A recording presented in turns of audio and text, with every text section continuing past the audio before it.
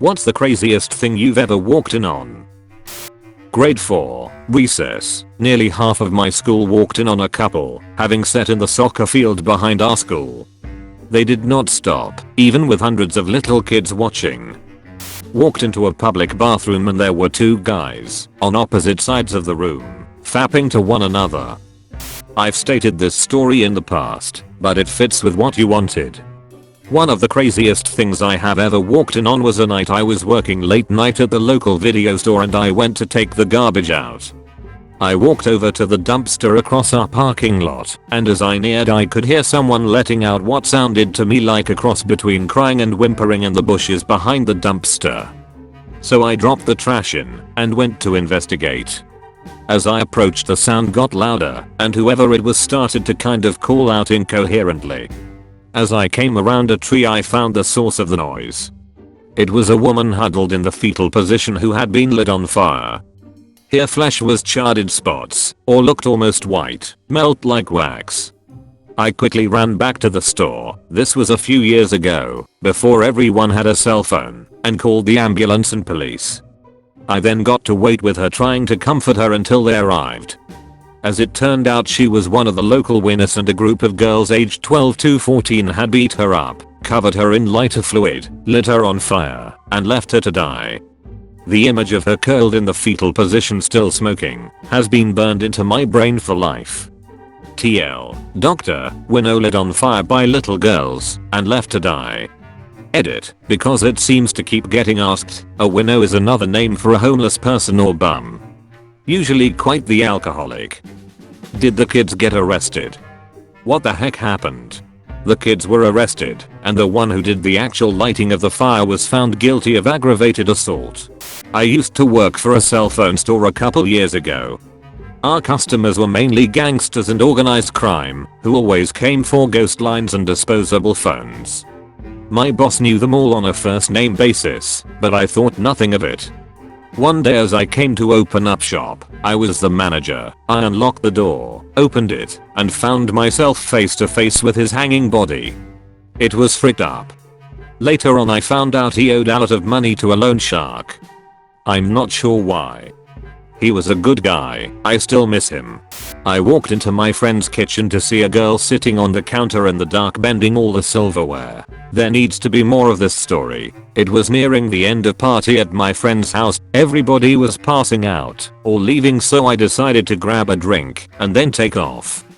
Most of the lights were off in the house, so I stumbled to the kitchen using my phone to guide me to the kitchen. When I stepped into the doorway, the light from my phone revealed the terrifying sight of this girl, who I didn't know, sitting on the counter next to an open drawer with a handful of spoons and a pile of already bent spoons by her side. She didn't seem to notice me enter the kitchen, so I just turned around and ended up leaving. I walked in on what I thought was my parents finally home from vacation. It was actually my neighbors in my house. Having said, supposedly they were house sitting, even though I had been there for the past week alone. I see them every day and can't look at them the same. Pretty sure I've told this one on Reddit before, but I once walked in on two friends at uni in the bathroom of a house party. She was putting a pill, ecstasy, up her vagina, and he was putting one up his arse. Ah, great days. Me and two of my other buddies were headed over to a friend's house in about sophomore year of high school, and when we got there nobody answered the door, so we went inside, because we were pretty familiar with this kid and his house. So we head up to his room, because nobody was answering our calls, and when we walk in he's on the floor with a medicine bottle next to him, and he has white/yellowish foam coming out of his mouth. I look at the bottle, methadone.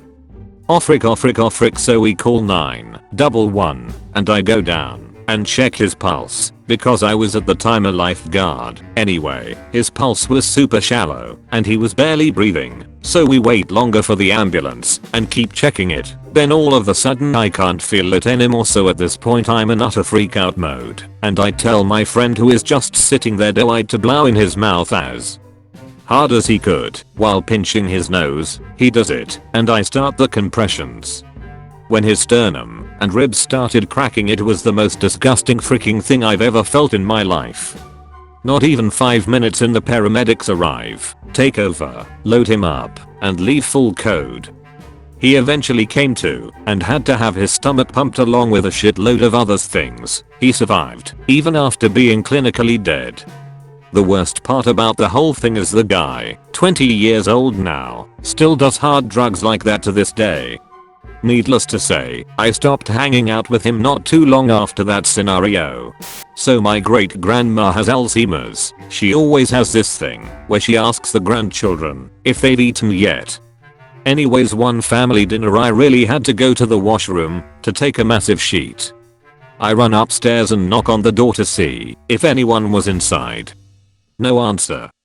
I open the door to see my great grandma just sitting on the toilet taking a sheet. She turns her head to greet me and says, "Have you ate yet?" and just smiles. 3 buddies of mine and I were cooped up in a stairwell in a hotel in New Orleans smoking a joint. It was during Mardi Gras, so smelling weed just about anywhere is a fairly common occurrence. We got spooked when someone a few floors down walked into the stairwell and started coming up.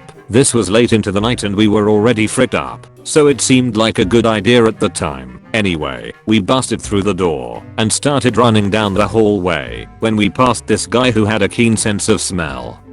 He was on the way back to his room and offered to match us for another joint, to which we agreed. The guy was extremely flamboyant and seemed like a nice guy. We all got to his room, and when he opened the door, the 4 of us filed in behind him. The view into the room from the hallway revealed only the ends of the 2 beds. On one of the beds were 2 pairs of feet, clearly men's, in such a position that could only be explained by the 2 guys attached to said feet going at it doggy style. The guy who led us into the room turned and hastily ushered us back into the hallway. He was embarrassed and we agreed to go our separate ways. Gotta love Mardi Gras. A co-worker told me this story about how he got walked in on. He was sitting on the toilet dropping a juice and playing Angry Birds. He had the bathroom door open because no one was home. Towards the end of the process of relieving his bowels, his wife and child came home. His 3.5-year-old son comes walking into the bathroom. "Son, hi dad." "Father, whoa buddy, I'm in here." "Son, can I play Angry Birds?" "Father, yay, but wait till I'm done in here." "Can you leave now?" "Son, okay, stares for like 5 seconds. Wow. That's a big wiener." "Father, get out now." Probably when I was in tech school and worked security at a 12-plex movie theater, eventually becoming security manager wasn't hard. With the turnover rate there, I got it in 4 months. Being the manager gave me a set of keys and the only one with the ability to patrol the roof, where the doors to the projector booths were. I caught 2 female assistant managers on the floor going at it, a male and a female assistant manager going at it. The ironic thing was this was about 2 weeks later, and the female was one of the females in the item above managers making out with, or doing things more than that in theaters with movies running, with snack bar or other workers. Theater 6 was the smallest and most popular for this, usually the longest running, and thus lowest attended movies were in there, the theater manager being caught by his wife in his office with a girl that was a bit under 18. I should have took notes, changed names, and wrote a book. All kinds of other stuff happened as well, but those were the ones highest on the scale. It was the oddest 18 months of my life, but it sure paid the bills. Because I didn't tell on people, I had a lot of people there come to me and told me other things I didn't see as well. It was a real life soap opera.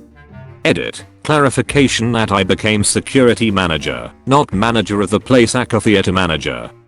I was 17 to 19 years old when I worked at this job. When I was, I believe, 6 or 7, I was staying at a friend's house for the night.